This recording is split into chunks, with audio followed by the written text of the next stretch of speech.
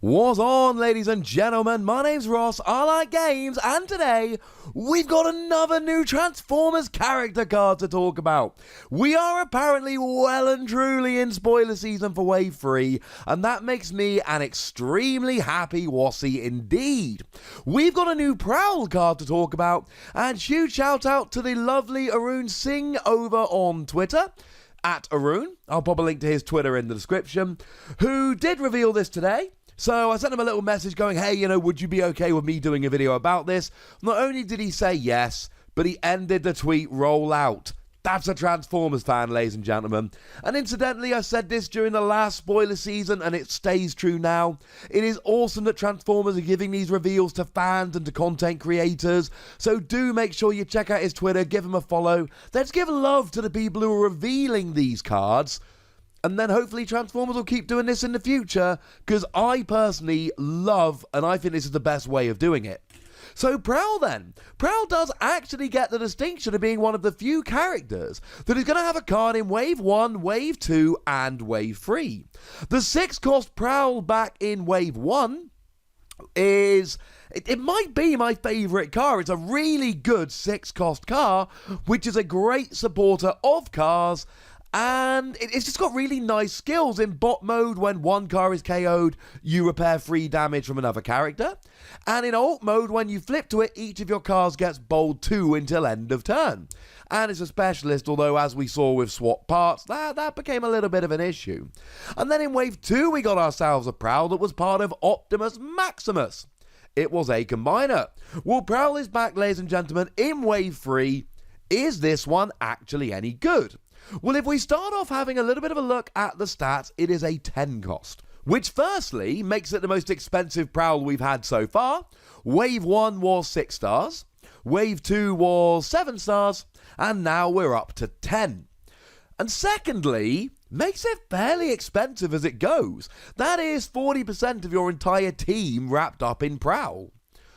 The stats are largely okay. They're not particularly amazing, not for a 10 cost.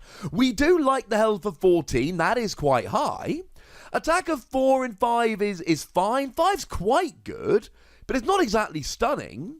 And you've got a defense of 2 or 1. So yeah, in bot mode you've got a nice attack of 5, but that's pretty much undone by the fact that you've got a defense of 1. I do like the health.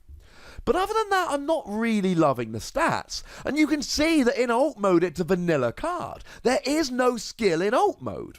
So ladies and gentlemen, there's got to be something good here. We cannot have a 10-star card which has alright stats and no abilities. Well, the good news is that there is an ability on the bot mode. And the better news is, it's really, really good. I am genuinely a really big fan of this ability. It's one of the more interesting ones we've had. When this attacks an enemy that has a weapon, deal 2 damage to that enemy. It is an automatic plasma burst. Now, to confirm, it is only against the character you're attacking, so you're not able to say do 2 damage to one character and then attack another, which you can do with certain others. So if we go back to Wave 1 Thundercracker, for instance, still one of my favourite planes, in alt mode, when you flip to the mode, you do 2 damage to a melee enemy, but then you get to go and attack whoever you like, so you can spread the damage around a little bit. Similarly, if we stay in Wave 1, Nemesis Prime, when you flick it into alt mode, your opponent chooses a character and does 2 damage to it. So they get the choice, but you're still doing that damage. And while we're here, it probably is worth pointing out, Motormaster will block this. This is non-attack damage. So if you're attacking Motormaster, you do 2 damage and you roll on. But if Motormaster is on your opponent's field in alt mode, and you attack a non-Motormaster character, you do not do the extra damage. It will be blocked by Motormaster. And if you want to know how good it is doing the 2 cheeky damage here, I call it cheeky damage, it's a habit I'm almost certainly not going to break. The good thing about it, and you know it's good, Plasma Burst. Plasma Burst is an action card that deals 2 damage and has no icon. And as I've explained in a bunch of videos, icons are a way for the card designers to buff or nerf certain cards to make them appropriately powered. Really good cards like Plasma Burst don't have icons, so that although they've got a really good effect, they're pointless if you flip them while attacking or defending, and that helps to even the playing field somewhat. Yes, it's a really good card, but tempered by the fact that it does take away you don't have any icons here. And really, there's two ways of looking at this ability. One of the ways is going, right, you know what? I don't need to worry too much. I am guaranteeing 2 damage. So I don't need to buff myself up with bold using cards like Supercharge. And I don't need to really try using stuff like Grenade Launcher to go ahead and buff my attack. I'm cool where I am. The other way to look at it is, right, let's do this. I'm going to buff up my attack as much as I can using stuff like Supercharge, using stuff like Grenade Launcher, knowing that I'm also doing another 2 damage before I even start. Of course, you could go for a bit of Pierce here, so put something like a Piercing Blaster on. Piercing Blaster guarantees that you're doing 3 damage because it gives you Pierce. Pierce guarantees that you do damage equal to either your Pierce or your attack, whichever is lower. If you've got Pierce 6 but an attack of 4, you still only do 4 damage. And then take advantage of the fact that you're doing 2 damage here as well. And if you want to go down the Pierce route, do remember that in Wave 3, we are being formally introduced to black icons, which add Pierce. And I love Erratic Energy Grenade. That is one of those cards that really just makes me start thinking about ideas. The fact that if your opponent KOs you, they've got to take 2 damage to each enemy, that's kind of hilarious. And I love it. So that's really, really cool. The thing is, we do need to stop for a second and just mention, this is to a character that's got a weapon attached. If they've got no weapon attached, you don't deal the 2 damage. Now, there's a couple of things going on here. Firstly, your opponent can just not attach a weapon to try and avoid this. Now, to be fair, that's usually not the end of the world, because the way I look at it is this. If my opponent is not attaching a weapon that they want to attach to stop me doing extra damage, that's cool. So let's think about it this way. Your opponent has a flamethrower. Your opponent has a flamethrower on here, and they really want to attach it. They want to give themselves bold too. But then they think, oh, well, hang on a second. If I attach flamethrower to give myself bold too, I'm now taking 2 damage. So they've got a choice. They can take 2 damage when I attack them with Prowl, or they don't attach it, which basically lowers their attack regardless of which one of my characters they're attacking. They actually get hurt regardless of which one of my characters they're going after. That is absolutely fine by me here, ladies and gentlemen. I am 100% on board with this. And it gets even more hilarious if your opponent's trying to use Superior Cannon. So Superior Cannon's one of those ridiculous cards from Wave 2, which gives you bold 4, which is frankly ridiculous, but can only be played after a tech research, which is how they even it out.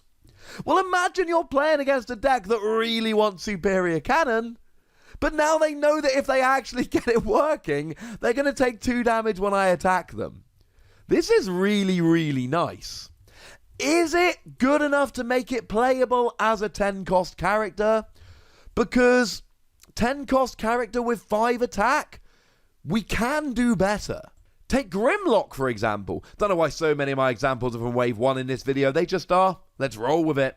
Grimlock is a 10-cost character with 6 attack and a skill that says if you overkill, then the damage goes on to another character of your opponent's choosing.